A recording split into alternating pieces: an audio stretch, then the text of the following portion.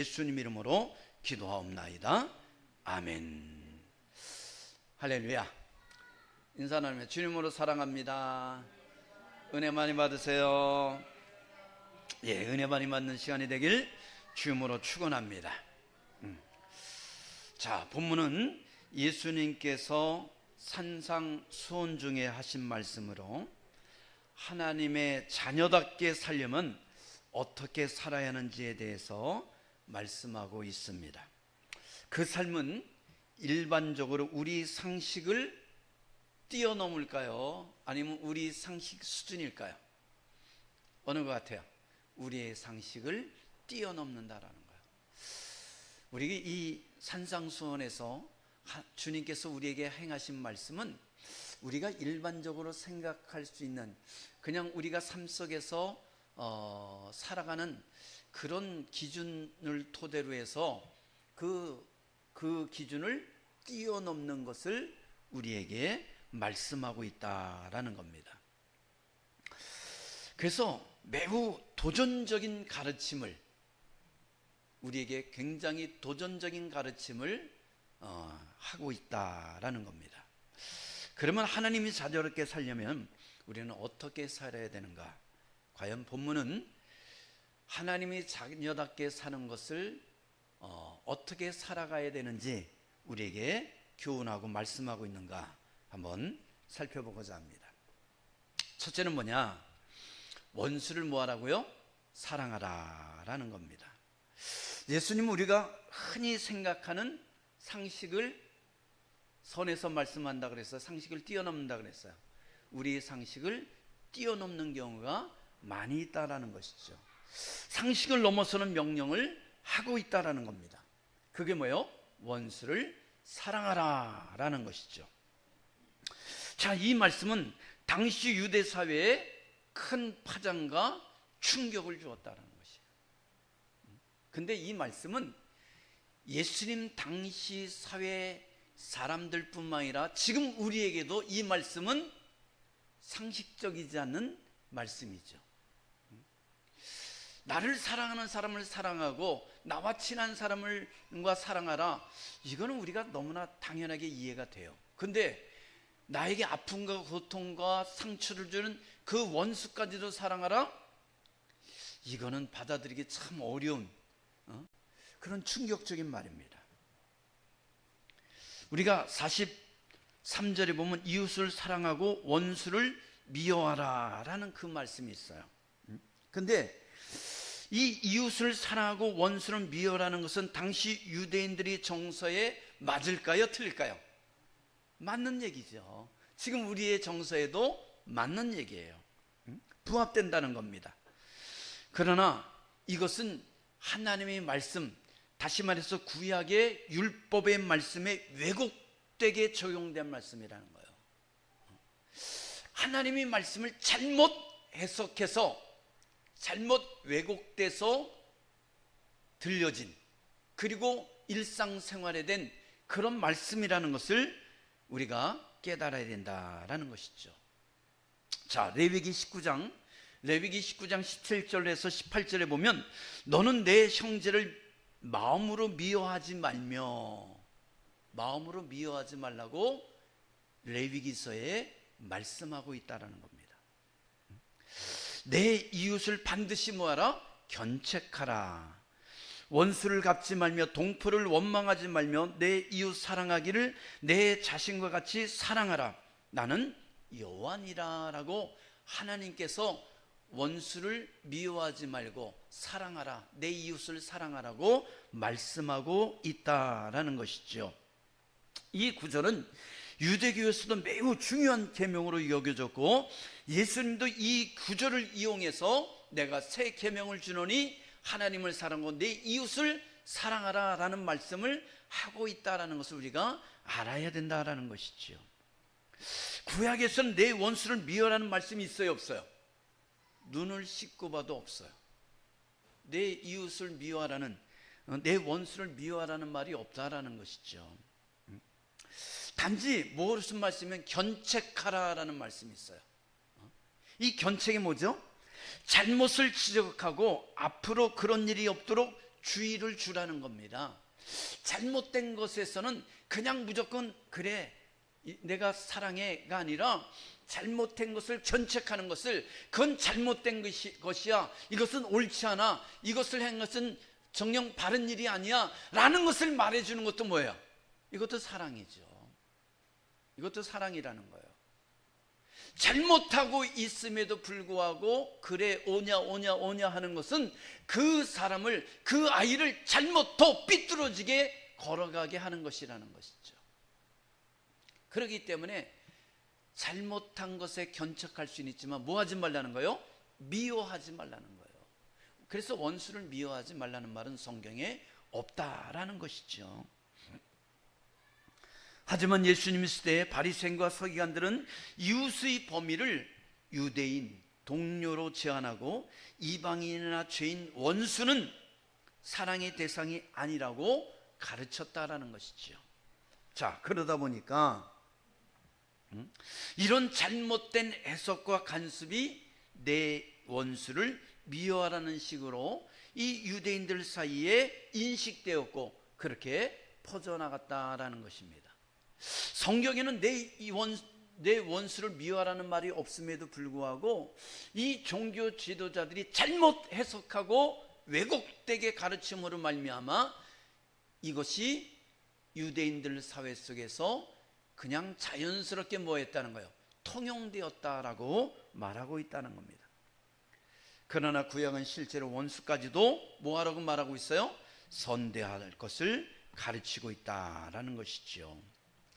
출애굽기 23장 4절에서 5절에 보면 내 원수의 길 잃은 소나 나귀를 보거든 반드시 그 사람에게 돌릴지며, 네가 너를 미워하는 자의 나귀가 짐을 싣고 엎드려지는 것을 보거든 그것을 버려두지 말고 그것을 도와 그 짐을 풀어줘라 라고 말하고 있어요. 원수의 소나 양이 잃어버렸을 때 그것을 보고도 뭐라는 거예요? 찾아주라는 것이죠. 정녕 미워하는 사람의 그 나귀의 짐이 싣고 나귀가 엎어졌다면 그냥 외면하고 지나가지 말고 뭐 하라는 거예요? 그걸 짐을 풀어주라는 거예요. 도와주라는 것이죠. 지금도 그러죠. 이 파지를 잔뜩 싣고서 지나가는 그런 리어카가 있다면, 그리고 언덕으로 올라갈 때 그 노인분이 버거워하고 있다면 우리는 어떻게 하라는 거예요? 달려가서 그 짐을 밀어주는 거죠. 밀어주는 거죠. 횡단보도를 지나가다가 그 높이 쌓였던 그 짐들이 어떻게 됐어요?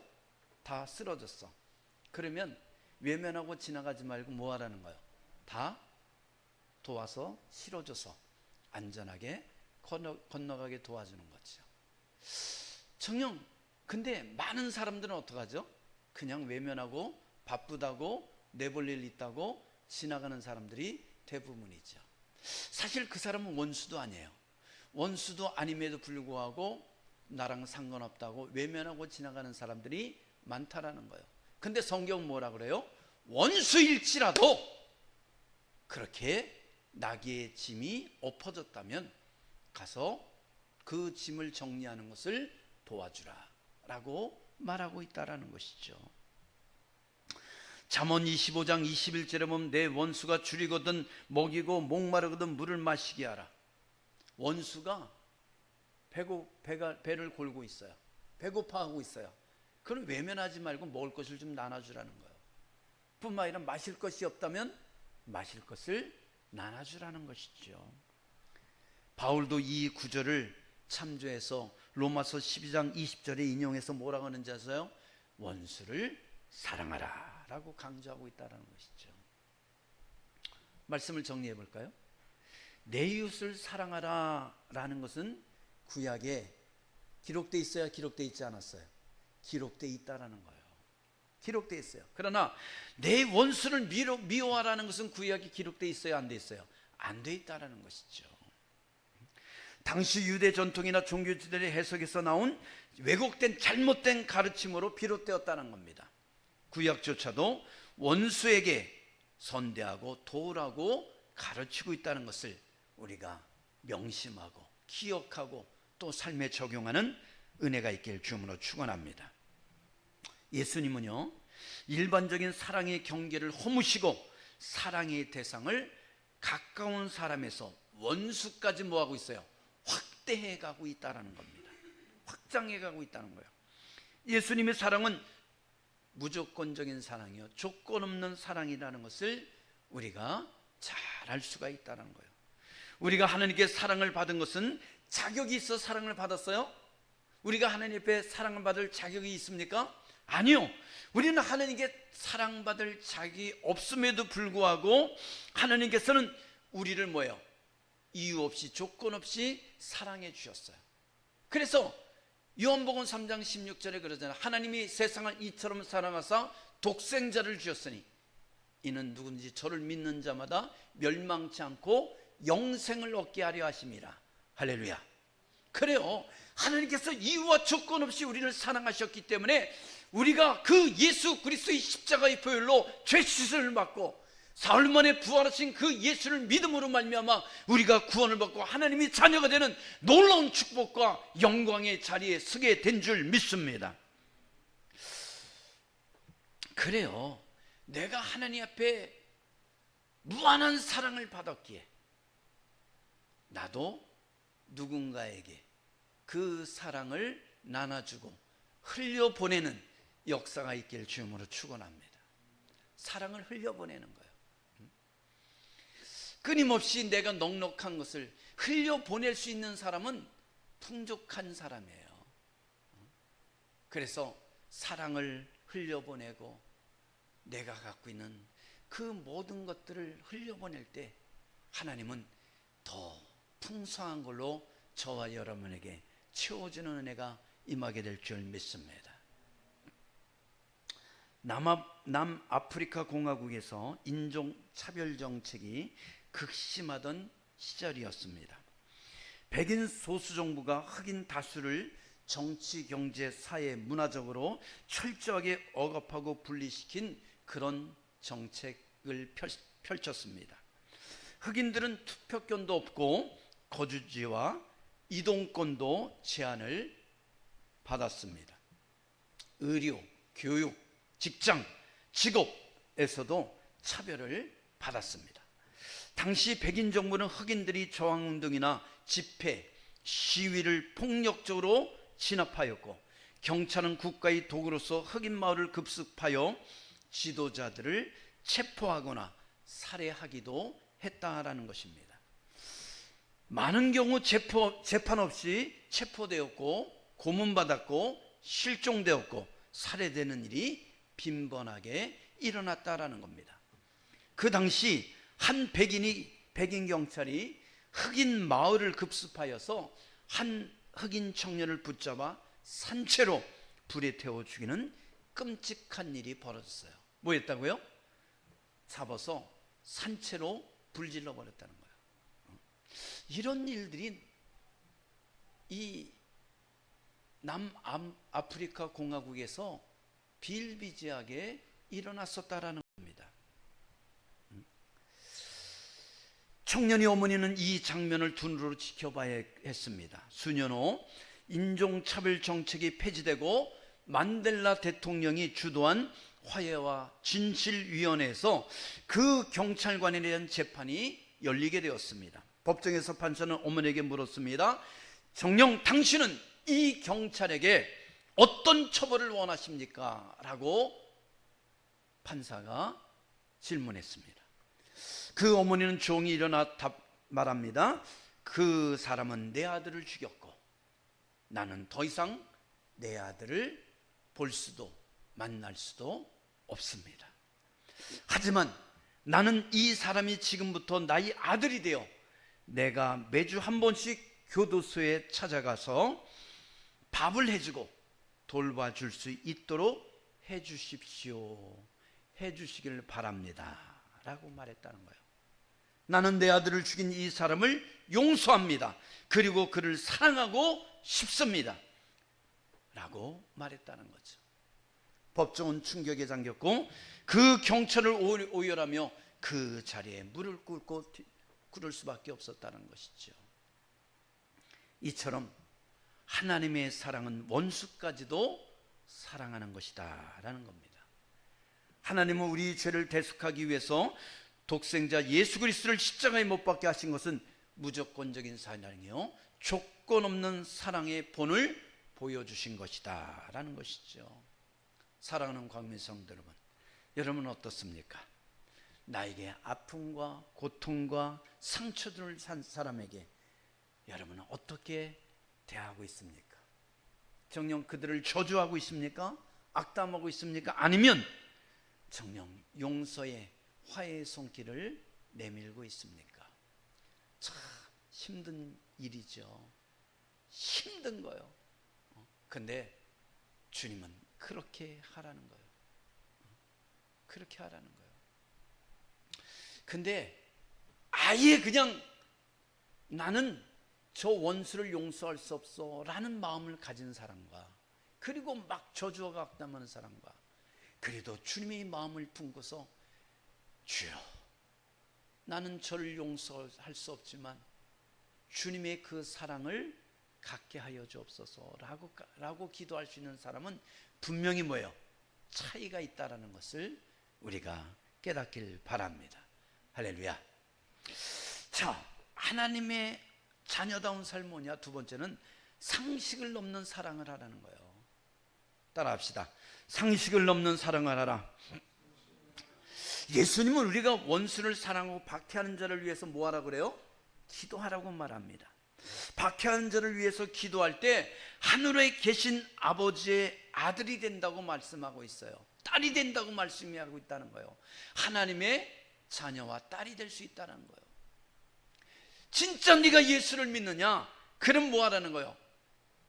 원수를 사랑하고 너를 박해하는 자를 위해서 기도할 수 있는 자가 되라는 거예요. 하나님, 난 못하겠어요. 어찌 저들이 나를 그렇게 상처를 주고 아픔을 주고 고통을 준 저들을 위해서 내가 사랑할 수 있고 저들을 위해서 기도할 수 있습니까? 안 되죠. 저도 잘 안 돼요. 안 되잖아요. 근데 전혀 그런 마음을 갖지 않은 사람과 주님의 말씀을 붙들고 그래도 내가 원수를 사랑할 수 있는 마음을 주옵소서, 나에게 상처와 고통과 아픔을 준 사람들을 위해서 내가 기도할 수 있는 마음을 주옵소서, 그렇게 성령께서 역사해 주옵소서 라고 그런 기도의 마음을 가진 사람과는 하늘과 땅 차이라니까요. 아예 그런 마음을 갖지 않은 사람은 가인처럼 아벨을 쳐 죽일 수 있지만, 그러나 용서할 수 있는 마음을 달라고 기도할 수 있는 사람은 뭐 할 수 있다는 거예요? 그런 끔찍한 죄를 저지르지 않게 된다라는 것입니다. 할렐루야. 자, 45절 볼까요? 우리 45절 한번 읽어볼까요? 시작. 이같이 한즉 하늘에 계신 너희 아버지 아들이 되리니 이는 하나님이 그 해를 악인과 선인에게 비추며 비를 의로운 자와 불의한 자에게 내려주심이니라. 하나님은 어떤 분이라는 거예요? 악인에게까지도 사랑을 하고 선을 베푸시는 분이다 라는 것을 보여줘요. 그게 뭐예요? 악인에게도 선한 자에게도 불의한 자에게도 해를 주시고 또 뭐를 주세요? 피를 내려주신다라는 거예요. 이게 뭐예요? 일반 은총이라요. 신학적으로 말하면 일반 은총이다라고 말해요. 우리가 때로는 신앙생활할 때 이런 마음이 들 때가 있잖아. 믿는 사람에게만 햇빛이 비치고 믿는 사람의 논과 밭에만 비가 내린다면 얼마나 좋을까? 그죠? 근데 그렇게 안 해요. 안 해요. 믿지 않은 사람, 불의한 사람, 악당들에게도 햇빛이 비치고 비가 내린다는 거예요. 이게 하나님의 일반 은총이라는 것이죠. 우리가 살다 보면 이런 걸 느낄 때 있죠.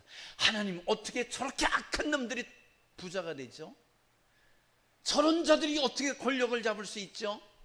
저런 자들이 어떻게 믿는 사람보다 더 잘 살아갈 수 있습니까?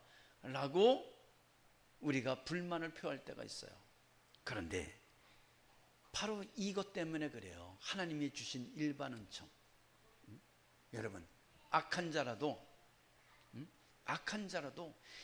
정녕 그가 이 열심히 농사를 짓고 열심히 꼴을 벤다면 그 농사가 잘 될까 안 될까요? 잘 된다니까요. 믿는 사람이라 할지라도 정녕 게으르게 농사를 짓는다면 그 농사는 안 되게 돼 있다라니까요. 그래서 수고하고 땀 흘린 대로 하나님께서 뭐 한다는 거예요? 축복해 주겠다라고 말하잖아요. 열심히 일한 자에게 믿지 않을지라도 하나님은 부자가 되게 하시고, 뿐만 아니라 열심히 공부한 자에게 예수를 믿지 않을지라도 뭐 하겠다는 거예요? 좋은 대학에 들어갈 수 있게 하시겠다는 거 아니에요. 그런데 하나님은 믿는 자가 열심히 일하고 믿는 자가 열심히 공부한다면 이왕이면 누구에게 더 축복할까요? 믿는 자에게 더 축복한다는 것이죠. 할렐루야. 그래서 일반 축복은 믿는 자나 믿지 않은 자가 동일하게 주어지는 축복이다라는 거예요. 그래서 세상에 믿지 않은 자들이 정녕 세상에 악한 자들이 그리고 불의한 자들이 선한 일을 행하지 않는 자들이 잘 사는 걸 보거든 배 아파하지 마세요. 아, 일반 축복을 주시는 거구나. 그러나 반드시 속히 악한 자들은 배임을 받게 될 것이다 라는 말처럼 하나님은 악한 자들에게 대한 분명한 뭐가 있다는 거예요? 심판과 하나님의 징벌이 있다는 것을 우리가 깨닫기를 바랍니다. 그렇다면 일반 축복이 있다면 또 무슨 축복이 있을까요? 특별 은총이 있다는 거예요. 특별 은총이 있어요. 이거는 믿는 사람들에게만 주어지는 하나님의 특별한 은총이다. 그게 뭐예요? 첫째는 예수 믿고 구원받는 것이죠. 할렐루야. 그리고 하나님의 자녀가 되는 축복이에요. 그래서 하나님을 아버지라고 부를 수 있는 것이죠. 그리고 하나님의 그 말씀에 순종하며 살아갈 때 세상이 받을 수 없는 놀라운 은혜와 축복을 내려주시는 것이죠. 그리고 저 천국의 소망을 갖고 살아갈 수 있는 정녕 믿지 않은 사람들이 도무지 받을 수 없는 그런 특별한 축복들을 하나님께서는 믿는 사람들에게 주신다는 것을 깨닫기를 바랍니다. 할렐루야. 할렐루야. 하나님은 자비로우시며 공의로우신 동시에 사랑이 많으신 분이라는 것을 오늘 본문을 통해서 알 수가 있습니다. 46절에 보니까 너희가 너희를 사랑하는 자만 사랑하면 무슨 상이 있겠느냐. 그죠? 너희를 사랑하는 자만 사랑하는 것은 이방인들도 한다는 것이에요. 세리들도 한다는 겁니다. 악한 자들도 제 새끼는 귀여운 거예요. 고슴도치도 제 새끼는 귀여운 거예요. 그리고 이 도둑질하고 강도질하는 아버지가 그 자식이 뭐라고 그러는지 아세요? 너는 판검사가 되라 그런다는 거 아니에요. 자기를 잡아갈 줄 알면서도 내 자식은 잘 되기를 원하는 거예요. 그게 부모의 마음이 아니에요. 그게 사람이 아니라는 거예요.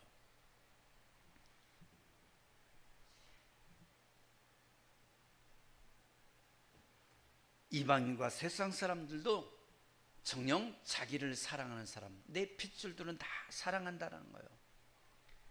그러면 그들과 우리가 무슨 차이가 있냐는 거예요. 예수 믿는 사람들이 하나님이 특별한 엄청난 사랑을 받은 우리가 그들과 무슨 차이가 있냐는 거예요. 예수를 믿는 사람들은 그들과 구별된 삶을 살아야 될 줄 믿습니다. 그들의 상식을 뛰어넘는 사랑을 우리가 할 줄 알아야 된다는 것입니다. 그래서 우리는 하나님이 자녀답게 세상이 할 수 없는 사랑을 나누며 살아갈 수 있는 은혜가 있길 주문으로 축원합니다. 한 청년이 음주운전을 하다가 사고를 내어 한 여대생이 그 자리에서 목숨을 잃었습니다. 딸을 잃은 아버지는 말로 표현할 수 없는 슬픔과 아픔에 빠졌고, 사람들은 그 가해자를 엄벌에 처하라고 외쳐대었습니다. 하지만 재판이 열리기 전 그 사망한 딸의 아버지가 판사에게 탄원서를 제출했습니다. 탄원서는 이런 내용이 적혀 있습니다. 이 청년이 큰 죄를 저지른 것은 분명합니다. 하지만 그도 아직 젊고 평생 죄책감 속에 살아가게 될 것입니다. 저는 제 딸이 하늘에서 그를 용서해 주기를 바란다고 믿습니다. 저도 예수를 믿는 사람으로서 그를 용서합니다. 제 딸의 죽음이 또 다른 한 젊은이의 삶을 파괴하는 그런 일이 없기를 바랍니다. 멋있는 말 아니에요? 제 딸의 죽음이 또 한 젊은이의 삶을 파괴하는 일이 없기를 바랍니다. 모든 사람의 마음은 어떨까요? 내 딸을 음주운전으로 죽였어? 그러면 너는 곱배기로 3배 4배로 뭐 해야 돼요? 더 비참해지고 더 처참해지고 정령 갈기갈기 찢어져야 돼. 이게 모든 사람의 마음이 아닐까요? 근데 이 아버지는 예수 믿는 사람으로 이렇게 표현했다는 거예요. 내 딸의 죽음이 한 젊은이의 삶을 파괴하는 일이 없기를 바랍니다. 눈물겨운 거죠. 얼마나 가슴이 찢어지며 이런 표현을 썼을까요? 한 구석에는 정녕 내 딸을 처참하게 죽인 저 음주운전 젊은이를 그 이상으로 비참하게 처참하게 짓밟아 달라고 그런 마음이 없었을까요? 한 구석에? 사람이라면 있었겠죠.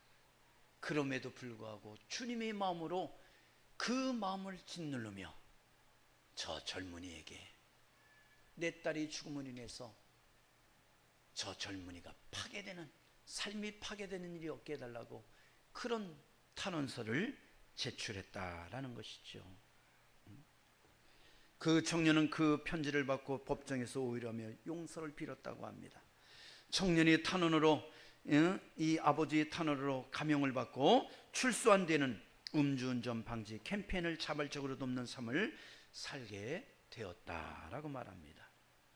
이 아버지의 사랑은 그 청년이 받을 자격이 있어서 준 것이 아니에요. 이 청년이 이 아버지의 사랑을 받을 자격이 있어서 준 것이 아니라는 겁니다. 받을 자격이 없지만 이 아버지는 내가 하나님 앞에 받은 그 엄청난 구원의 은혜, 나 같은 죄인을 십자가에 못 박기까지 사랑하신, 그래서 나를 구원하신, 내 죄를 대속하신 그 하나님의 사랑을 받았기에 그것을 뭐 하는 거예요? 이 흉악한 친구에게, 이 젊은이에게 흘려보낸 거예요. 사랑을 흘려보낸 거예요. 할렐루야. 그렇습니다. 하나님 아버지를, 이것이 하나님 아버지를 닮아가는, 예수 그리스도를 닮아가는 그런 사랑의 삶이다라고 말할 수 있다는 거죠. 자기 딸을 죽인 가해자를 비난하고 미워하는 것이 어떻게 보면 뭐예요? 당연한 것이겠죠. 당연한 것일 수 있습니다. 그러나 그 아버지는 하나님 믿는 자녀로서 상식을 뛰어넘는 더 높은 사랑을 선택했다라는 것이죠. 우리는 누군가를 사랑한다는 것, 나를 사랑하는 사람을 사랑하는 것은 당연한 거예요. 주님께서 그렇게 성경에 지금 말하고 있잖아요. 그러나 예수 믿는 사람이라면, 하나님의 사랑을, 은혜를 받은 사람이라면 뭐 하라는 거예요? 상식을 뛰어넘는 사랑을 나누고 베풀고 흘려보내라 라고 말씀하고 있는 줄 믿습니다. 근데 내가 누군가를 정녕 저주하고 거기에 대한 내 아픔과 상처를 갖고 자꾸 그것을 들춰내면 오히려 내 마음은 더 문드러지고 상처에 고춧가루를 뿌리고 상처에 소금을 뿌리는 격이 돼요. 그런데 그것을 자꾸 높은 사랑으로, 상식을 뛰어넘는 사랑으로 흘려보내면 어떻게 되죠? 오히려 그 상처가 아물어지고 성숙해지는 그런 역사가 일어나게 될 줄 믿습니다. 할렐루야. 할렐루야. 우리는 어떻게 원수를 사랑하고 박해하는 자를 위해 기도할 수 있는가? 그렇게 할 수 있습니까? 아니요. 우리는 하나님을 믿으면서 늘 기도하면 뭘 기도하죠? 하나님 축복을 주세요, 은혜를 주세요, 이 문제를 해결해 주세요. 대부분 그거 아니에요? 그런데 원수를 사랑하는 마음을 주옵소서, 나를 박해하는 자를 위해 기도할 수 있게 해 주옵소서. 청년 이런 기도는 거의 안 하잖아요. 근데 그런 걸 해라는 거예요. 그게 성숙한 믿는 사람의 기도라고 말씀하고 있는 거예요. 이 질문은 많은 그리스도인들이 마음으로는 알고 있지만 실제로 어렵게 느껴지는 그런 부분입니다. 목사인 저에게도 이건 너무나 힘든 일이에요. 힘든 기도입니다. 진짜 힘든 기도라니까요. 그러나 예수님께서 우리에게 분명히 명령하십니다. 44절 한번 읽어볼까요? 44절 제가 그냥 말할게요. 너희 원수를 사랑하며 너희를 박해하는 자를 위하여 뭐하라? 기도하라. 그러면 어떻게 기도해야 되는 거예요? 이 원수를 사랑하고 박해하는 자를 위해서 어떻게 기도해야 되는 거예요? 자, 한번 봅시다. 첫째는 감정이 아니라 순종으로 기도하라는 거예요. 감정이 아니라 순종으로 기도하라. 이게 뭐냐면 우리는 그들을 위해 기도할 감정이 들어야 안 들어요? 안 들죠. 미운 마음이 가득한데 이 억울함을 어떻게 내가 갚아줄까, 그런 마음이 가득한데 저들을 위해서 기도해요? 그런 마음이 전혀 안 들죠. 그러니까 감정이 아니라 어떤 마음으로 기도하라는 거예요? 순종하는 마음으로 기도하라는 것이죠. 다시 말해서 이런 거예요. 하나님, 지금은 힘들지만 주님의 말씀에 순종하여 기도합니다.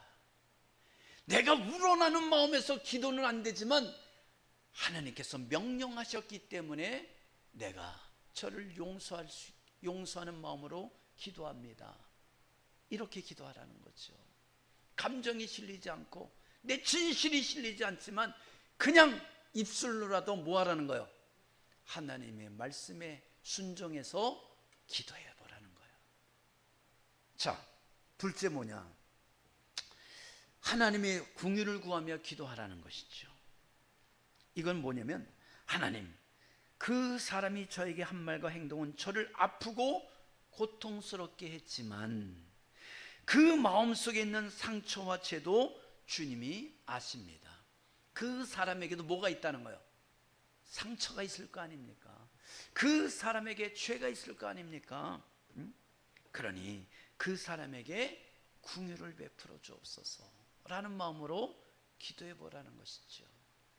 세 번째는 뭐냐? 회개와 변화가 있도록 기도하라는 겁니다. 하나님, 그 사람이 자신이 잘못을 깨닫고 회개하게 해 주옵소서. 저를 미워하고 박해하던 자가 오히려 복음으로 돌아오는 기적을 허락하여 주옵소서. 할렐루야. 예수 믿고 회개할 수 있는 그런 기회를 허락해 달라고 기도하보라는 거예요. 저 원수도 뭐 하라는 거예요? 회개하고 예수 믿고 회개할 수 있게 해달라고 그런 기도를 해라는 거죠. 네 번째는 뭐냐면 내 마음이 미움에 사로잡히지 않도록 기도하라는 겁니다. 주님, 제가 이 일로 미움과 분노에 갇히지 않게 하시고 제 마음을 지켜주시고 예수님의 사랑으로 치유되게 하여 달라고 그런 마음으로 기도하라는 거예요. 여러분, 가인은요, 이 억울한 감정을 억누르지 못하고 동생에 대한 미움이 폭발함으로 말미암아 동생을 들에서 쳐 죽였다라는 거 아니에요. 그러나 우리 주님은 어땠습니까? 자신을 그 골고다 언덕에서 십자가에 못 박은 저들을 향해서 뭐라고 기도하십니까? 아버지요, 저들이 죄를 사하여 주옵소서. 자기들이 하는 것을 알지 못하나이다 라고 말하잖아요. 여러분, 이런 기도가 나옵니까? 나를 십자가에 못 박고 처절하게 나를 죽이고 있는 저들을 향해서 여러분 같으면 어떻게 기도해야겠습니까? 하나님, 이 원수를 갚아 주옵소서. 지금 벼락을 내려서 저들이 천벌을 받게 해 주옵소서. 아니, 이게 정상적인 기도 아니에요? 근데 주님은 어떻게 기도하셨다고요? 아버지요, 저들이 죄를 사하여 주옵소서. 저들이 하는 것을 알지 못하나이다 라고 그렇게 기도했다는 거예요. 참 눈물겨운 기도 아니에요? 진짜 저 원수까지 사랑하는 마음이 없으면 할 수 없는 기도를 주님께서는 십자가 꼭대기에서 그 처절하게 물과 피를 쏟으며 그 고통 속에서도 저주하지 않고 저들을 위해 기도했다는 걸 보면 놀라운 주님의 사랑인 것을 알 수가 있다는 거죠. 예수님의 기도는 변명이나 정당화가 아니라 처절한 용서와 중보의 기도였다라는 겁니다. 우리도 그 기도를 본받아 그들이 몰라서 그랬습니다. 하나님, 그들을 용서하시고 회복시켜 주옵소서. 회개할 수 있는 기회를 주옵소서. 예수 믿고 구원받을 수 있는 기회를 줘달라고 그런 기도할 수 있는 우리 광민의 성도들에게 주님으로 축원합니다. 끝으로는 하나님처럼 온전해지라는 거예요. 뭐 하라고요? 온전해지라. 우리가 48절 한번 읽어볼까요? 48절 시작. 그러므로 하늘에 계신 너희 아버지의 온전하신 것 같이 너희도 뭐하라? 온전하라. 여러분, 여기서 이 온전하라, 이것은 너희가 완벽해지라 그런 뜻일까요? 사람이 완벽할 수 있을까요? 하나님처럼 완벽할 수 있을까요? 아니에요. 그런 뜻은 아니에요. 여기서 온전하다라는 것은 텔레이오스라는 그런 헬라어입니다. 이 영어로는 be perfect. perfect가 뭐예요? 완벽하다라는 뜻 아니에요. 완전하다. 그런 뜻에는 뭐예요? 완벽해지라는 그런 의미를 갖고 있어요. 근데 이 텔레오스에는 뭐가 있냐면 매처라는 단어가 있어요. 매처. 이거는 열매를 맺다라는 뜻을 갖고 있어요. 그렇기 때문에 이것을 합하면 무슨 의미가 되냐면 하나님의 성품을 닮아가는 사랑의 성숙함에 이르라 라는 뜻을 갖고 있다는 거예요. 다시 말해서 하나님을 닮아가는 그런 온전함을 가져라 라는 거예요. 너가 완벽해지라는 것이 아니라 하나님을 닮아가는 삶을 살라, 예수 그리스도를 닮아가는 삶을 살라 라고 열매 맺는 삶을 살려고 노력하라 라는 의미가 담겨 있다라는 거예요. 할렐루야. 그래서 우리는 성화의 삶을 살아가죠. 예수 그리스도를 믿고 구원받은 성도들은 성화의 삶을 살아가요. 이거는 내가 완벽하게 성숙했고 정녕 거룩한 자가 됐다는 것이 아니라 거룩한 자가 되기 위해서 뭐 하라는 거예요? 거룩한 삶을 살아가려고 노력하라는 것을 담고 있다라는 것이죠. 할렐루야. 그래서 우리는 정녕 사랑에서 성숙하고 균형 잡힌 그런 삶, 그런 상태, 그런 모습으로 변화되기 위해 노력하는 은혜가 있길 축원합니다. 창세기 후반부에 등장하는 요셉은 형들에게 엄청난 배신을 당합니다. 자신을 질투한 형들이 그를 노예로 팔아버렸어요. 요셉은 애굽 땅에서 억울하게 노예 생활도 하고 감옥살이까지 하게 됩니다. 십수년을 했어요. 여러분, 얼마나 억울하겠어요. 다른 사람도 아니고 형들에게 팔려서 노예가 되고 또한 감옥에 들어가서 감옥생을 한 것이 십수년이 넘었다라는 거예요. 하지만 하나님께서 요셉을 기억하시고 요셉을 높이셔서 애굽에 뭐가 되게 하셨어요? 총리가 되게 하셨죠. 인생 역전이 이루어졌죠. 여러분, 아무리 내 삶이 구차하고 내 삶이 노예 생활 같고 내 삶이 감옥 생활 같을지라도 하나님을 끝까지 붙드는 자에게는 인생 역전이 있다는 것을 깨닫길 바랍니다. 할렐루야. 정말이라니까요. 성경의 모든 하나님을 끝까지 신뢰하고 하나님의 그 전능하심을 믿고 갔던 모든 사람들은 인생 역전이 일어났어요. 그것은 꼭 뭐 출세하고 부자가 된 것을 떠나서 뭐 했다라는 거예요. 그 삶에 비참한 인생이 뒤바뀌는 역사가 일어났다라는 거예요. 거기에는 모두 포함되어 부유함도 출세도 성공도 부수적으로 포함된다는 것을 깨닫길 바랍니다.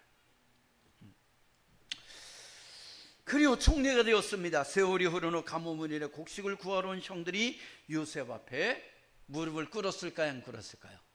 무릎을 꿇었어요. 성령이 이제 죽었구나 라면서 무릎을 꿇었다는 거예요. 그때 창세기 50장 20절로 21절에 요셉이 형들에게 이렇게 말합니다. 당신들은 나를 해하려 하였으나 뭐하려 하였으나 나를 죽이려 하였으나 해하려 하였으나 하나님은 그것을 뭐로 바꿔주셨어요? 선으로 바꾸사 오늘과 같이 많은 백성의 생명을 구원하게 하셨으니 당신들은 두려워하지 마소서.